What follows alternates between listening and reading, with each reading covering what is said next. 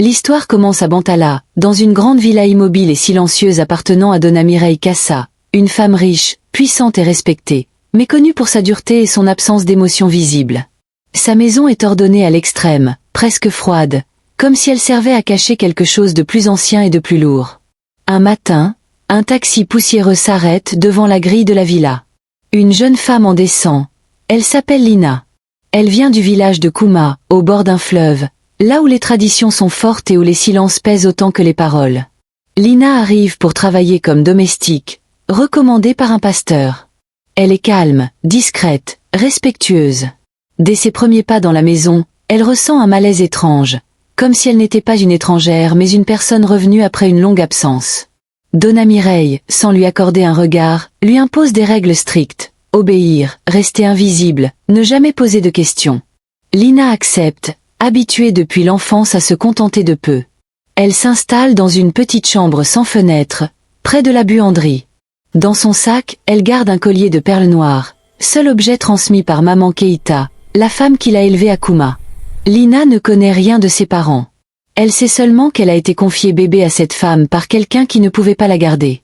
Ce manque l'a accompagnée toute sa vie comme une blessure silencieuse. Au fil des jours, Lina travaille avec sérieux et douceur. Sa présence apaise les autres employés, mais trouble profondément Donna Mireille. Sans comprendre pourquoi, la patronne se surprend à observer cette domestique plus que les autres. Sa démarche, son regard, sa voix réveillent en elle des sensations qu'elle croyait mortes. La nuit, Donna Mireille dort mal, fait des rêves confus, et retrouve par hasard une vieille boîte en bois contenant des objets de bébé qu'elle avait enfouis depuis des années. De son côté, Lina commence aussi à vivre des signes étranges. Elle rêve souvent d'un fleuve, d'un panier dérivant sur l'eau, de mains qui la laissent partir. En nettoyant un meuble ancien, elle tombe sur une photo déchirée et ressent une émotion violente sans en comprendre la raison.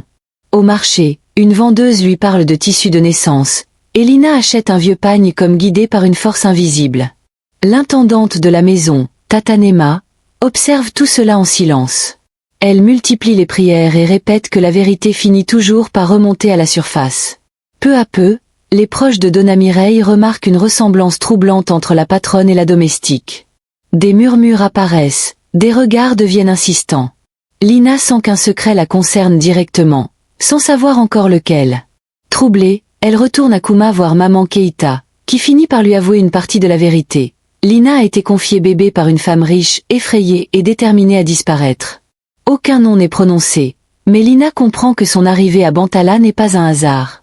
Quelque chose se prépare, quelque chose d'inévitable.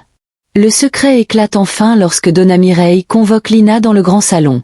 Sur la table se trouve la vieille boîte en bois. Après un long silence, la vérité tombe. Donna Mireille est la mère biologique de Lina. Des années plus tôt, jeune, ambitieuse et abandonnée par l'homme qu'elle aimait, elle a choisi de sacrifier son enfant pour sauver sa carrière et sa réputation. Elle a confié le bébé à une femme du village et a juré d'oublier. La révélation est violente. Lina est submergée par la douleur, la colère et le vertige. Toute sa vie, elle a cherché une origine, un visage, une réponse. Et la vérité se tient maintenant devant elle, fragile et coupable. Donna Mireille ne se justifie pas. Elle reconnaît sa lâcheté et son erreur.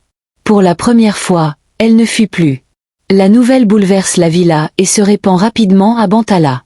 Certains parlent de scandale, d'héritage menacé, de honte familiale. D'autres observent en silence. Lina refuse d'être reconnue immédiatement. Elle ne veut pas devenir une réparation tardive ni un symbole vide. Elle retourne une dernière fois à Kouma, où maman Keïta lui rappelle que l'on peut choisir ses racines autant que les subir. De retour à Bantala, Lina change. Elle ne porte plus l'uniforme. Elle n'est plus invisible. Donna Mireille, de son côté, décide d'assumer publiquement. Elle affronte les jugements, perd certaines alliances, mais gagne quelque chose de plus précieux, la vérité. Le karma agit lentement mais sûrement. Les hypocrites s'éloignent, les sincères restent. La maison se transforme. Les silences deviennent moins lourds. Les portes s'ouvrent. Lina commence à étudier, à comprendre les affaires, non comme héritière soumise, mais comme femme libre.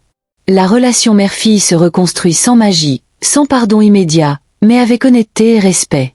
Le jour de la reconnaissance officielle arrive enfin, sans luxe ni mise en scène. Donna Mireille prononce le nom de sa fille devant témoins. Lina ressent une paix nouvelle. Le passé ne disparaît pas, mais il cesse de diriger son avenir. L'histoire se termine sur une renaissance. Une mère qui a payé le prix de son silence. Une fille qui a transformé l'abandon en force. La morale est claire. Les secrets finissent toujours par remonter. Le sang retrouve toujours son chemin, et la vérité, même douloureuse, peut devenir une libération.